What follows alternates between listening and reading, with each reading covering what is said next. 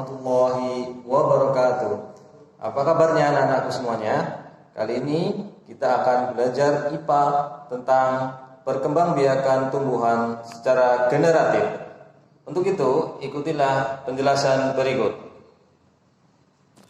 Setiap hewan memiliki kemampuan untuk berkembang biak.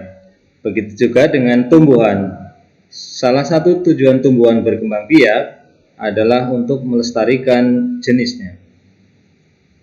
Secara umum, cara perkembangbiakan tumbuhan ada dua, yaitu secara generatif melalui proses perkawinan dan secara vegetatif tanpa proses perkawinan. Perkembangbiakan generatif ditandai dengan munculnya bunga, dan di dalam bunga inilah terdapat alat reproduksi tumbuhan. Anak-anak semuanya, perhatikan bagian bunga pada tumbuhan ini. Bagian-bagian bunga sebagai berikut: tangkai sari, kepala putik, tangkai putik, mahkota bunga, kelopak bunga, tangkai bunga, dasar bunga, dan bakal biji. Benang sari adalah alat reproduksi jantan dan putik adalah alat reproduksi betina.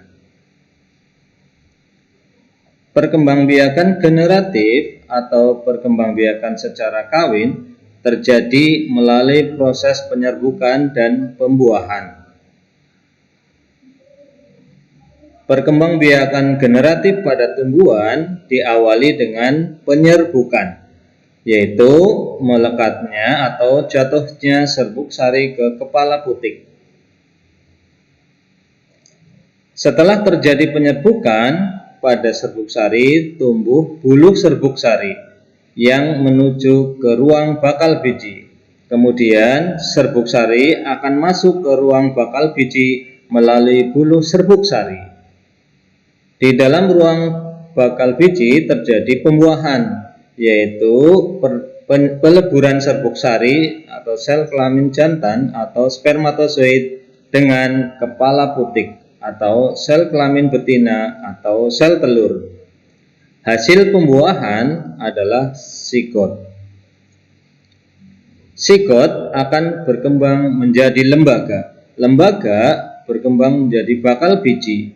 Bakal biji berkembang menjadi biji dan buah. Bakal buah nanti akan berkembang menjadi buah, daging buah. Biji merupakan calon tumbuhan baru. Contoh tumbuhan yang berkembang biak secara generatif adalah pepaya, jagung, mangga, apel, durian, salak, dan padi. Berdasarkan asal serbuk sarinya, penyerbukan dibedakan menjadi 4 macam, yaitu 1. Penyerbukan sendiri, yaitu serbuk sari jatuh di kepala putik berasal dari bunga itu sendiri. 2. Penyerbukan tetangga, yaitu serbuk sari jatuh ke kepala putik bunga lain tetapi masih dalam satu pohon. 3. Penyerbukan silang, yaitu serbuk sari jatuh ke kepala putik bunga lain yang berbeda pohon tetapi masih dalam satu jenis. Kemudian yang keempat adalah penyerbukan bastar, yaitu serbuk sari jatuh ke kepala putik bunga lain yang masih satu jenis tapi berbeda varietasnya. Berdasarkan macam-macam perantaranya, penyerbukan dibedakan menjadi 4 macam, yaitu 1.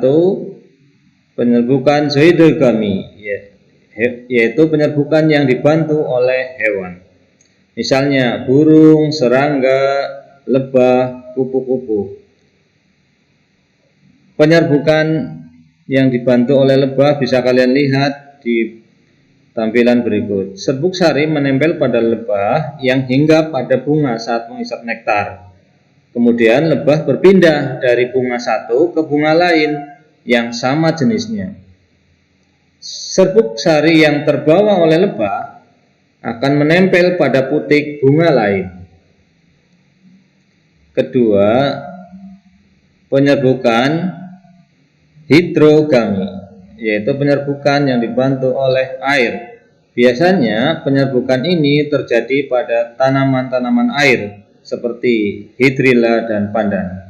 Serbuk sari akan terbawa oleh alir, kemudian serbuk sari akan menempel di kepala putik pada tanaman lain. Yang ketiga, anemogami, yaitu penyerbukan yang dibantu oleh angin. Contoh tanaman yang penyerbukannya dibantu oleh angin antara lain jagung, gandum, padi, dan rerumputan. Tiupan angin membuat serbuk sari terlepas, kemudian serbuk sari akan terbawa oleh angin. Serbuk sari akan menempel pada putik bunga lain. Keempat, penyerbukan antropogami, yaitu penyerbukan yang dibantu oleh manusia. Penyerbukan dibantu oleh manusia karena letak benang sari dan putik tidak memungkinkan terjadinya penyerbukan secara alamiah. Demikian anak-anakku semuanya, pembahasan tentang perkembangbiakan tumbuhan secara generatif hari ini. Terima kasih. Wassalamualaikum warahmatullahi wabarakatuh.